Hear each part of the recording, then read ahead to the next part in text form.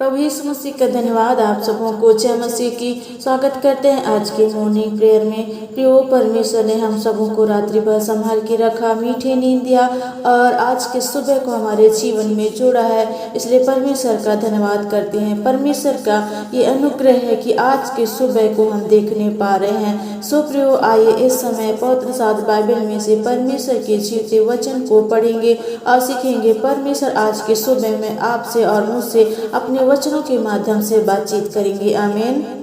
और आज के सुबह में हम सीखेंगे कि पाप अनंत मृत्यु को लाता है। बाइबल में से रोमियो उसका 5 अध्याय के 23 वचन में इस प्रकार लिखा है, क्योंकि पाप की मजदूरी तो मृत्यु है, परंतु परमेश्वर का वरदान हमारे प्रभु यीशु मसीह में अनंत जीवन है। सचमुच में दोस्तों, पाप की मजदूरी तो मृत्यु है, लेकिन परमेश्वर का वरदान है कि प्रभु यीशु मसीह में अनंत जीवन है। प्रभु यीशु मसीह में अनंत जीवन की प्राप्ति होती है और पाप की मजदूरी मृत्यु है। और रोमियो उसका 5 अध्याय उसके 12 वचन में इस प्रकार से लिखा है, इसलिए जैसा एक मनुष्य के द्वारा पाप जगत में आया और पाप के द्वारा मृत्यु आई, और इस रीति से मृत्यु सब मनुष्यों में फैल गई, क्योंकि सब ने पाप किया। सचमुच में दोस्तों, परमेश्वर कहता है आज की सुबह में कि इसलिए जैसा एक मनुष्य के द्वारा पाप जगत में आया और पाप के द्वारा मृत्यु आई, और इस रीति से मृत्यु सब मनुष्यों में फैल गई, क्योंकि सबने पाप किया है। उत्पत्ति की पुस्तक में हम देखते हैं कि पाप मनुष्यों में इस जगत में कैसे आया। प्रथम मनुष्य जो आदम और हवा कहलाता है, उन्होंने परमेश्वर की आज्ञा का उल्लंघन किया और परमेश्वर के विरुद्ध पाप किया।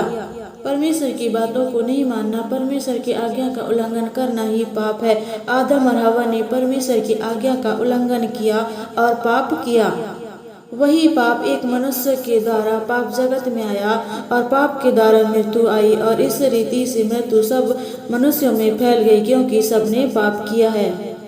और मत्ती उसका 7 अध्याय उसके 13 वचन में इस प्रकार लिखा है, सकेत फाटक से प्रवेश करो, क्योंकि चौड़ा है वह फाटक और सरल है वह मार्ग जो विनाश को पहुंचाता है, और बहुत से हैं जो उससे प्रवेश करते हैं।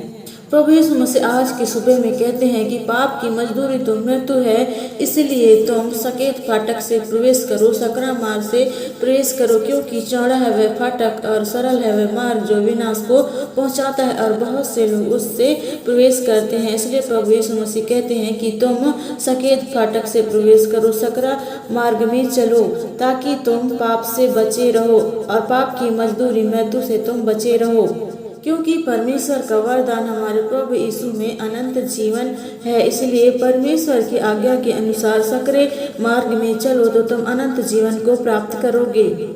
और मत्ती उसका 10 अध्याय के 28 वचन में इस प्रकार से लिखा है, जो शरीर को घात करते हैं पर आत्मा को घात नहीं कर सकते, उनसे मत डरना, पर उसी से डरो जो आत्मा और शरीर दोनों को नरक में नष्ट कर सकता है। सचमुच में प्रियो, प्रभु यीशु मसीह आज की सुबह में कहते हैं कि पर उससे डरो जो आत्मा और शरीर दोनों को नरक में नष्ट कर सकता है। तुम उनसे नहीं डरना जो शरीर को घात करते हैं पर आत्मा को घात नहीं कर सकते। उनसे नहीं डरना जो शरीर को घात करते हैं पर आत्मा को घात नहीं कर सकते, परंतु उनसे डरना जो आत्मा और शरीर दोनों को नरक में नष्ट कर सकता है। सिर्फ और सिर्फ उसी से डरो जो आत्मा और शरीर दोनों को नरक में नष्ट कर सकता है। प्रियो, प्रभु यीशु मसीह से डरो जो नरक में शरीर और आत्मा को दोनों को नष्ट कर सकता है। और वही प्रभु यीशु मसीह आज के सुबह में कहते हैं कि तुम सकरा मार्ग में चलो, तब तुम अनंत जीवन को प्राप्त करोगे, क्योंकि परमेश्वर का वरदान हमारे प्रभु यीशु मसीह में अनंत जीवन है, और प्रभु यीशु मसीह में ही अनंत जीवन की प्राप्ति होती है। और मत्ती उसका 25 अध्याय के 41 वचन में इस प्रकार से लिखा है, तब वह बाईं ओर से कहेगा कि हे शापित लोगों, मेरे सामने से उस अनंत आग में चले जाओ जो शैतान और उसके दूतों के लिए तैयार की है। सचमुच में प्रियो, परमेश्वर प्रभु यीशु मसीह जब न्याय करेगा तब उस समय बाईं ओर से कहेगा कि हे शापित लोगों, मेरे सामने से उस अनंत आग में चले जाओ जो शैतान और उसके दूतों के लिए तैयार की गई है। प्रियो, नरक शैतान के लिए बनाया गया है, लेकिन जो व्यक्ति पाप करता है, परमेश्वर की आज्ञा का उल्लंघन करता है, परमेश्वर की बातों को नहीं मानता है, उसको प्रभु यीशु मसीह न्याय के समय उसको कहेगा कि हे शापित लोगों, मेरे सामने से उस अनंत आग में चले जाओ। अनंत आग मतलब नरक में चले जाओ, जो शैतान और उसके दूतों के लिए तैयार की गई है। सो प्रियो, आप और मुझे उससे डरने की जरूरत है जो प्रभु यीशु मसीह है, जो शरीर आत्मा को दोनों को नष्ट करेगा, नरक में डाल देगा। हमें इस संसार के व्यक्ति से डरने की आवश्यकता नहीं है जो शरीर और प्राण को दोनों को नष्ट नहीं कर सकता, लेकिन उस ईश्वर से डरने की जरूरत है जो आत्मा और शरीर को दोनों को नरक में नष्ट करेगा। और मत्ती उसका 25 अध्याय उसका 46 वचन में इस प्रकार से लिखा है, और ये अनंत दंड भोगेंगे परंतु धर्मी अनंत जीवन में प्रवेश करेंगे। आमीन। सचमुच में प्रियो, जो लोग परमेश्वर की आज्ञा का उल्लंघन करते हैं, जो पाप करते हैं, जो परमेश्वर की बातों को नहीं मानते, वे अनंत दंड को भोगेंगे परंतु धर्मी अनंत जीवन में प्रवेश करेंगे, मतलब स्वर्ग में प्रवेश करेंगे। नरक को शैतान की और शैतान के दूतों के लिए तैयार किया गया है, लेकिन जो व्यक्ति पाप करता है वह शैतान का संतान बन जाता है, इसलिए वे अनंत दंड को भोगेंगे और धर्मी अनंत जीवन में प्रवेश करेंगे। और दूसरा थिस्सलुनीकियों उसका पहला अध्याय उसका 8 और 9 वचन में इस प्रकार से लिखा है, और जो परमेश्वर को नहीं पहचानते और हमारे प्रभु यीशु मसीह के सुसमाचार को नहीं मानते, उनसे पलटा लेगा। वे प्रभु के सामने से और उसकी शक्ति के तेज से दूर होकर अनंत विनाश का दंड पाएंगे।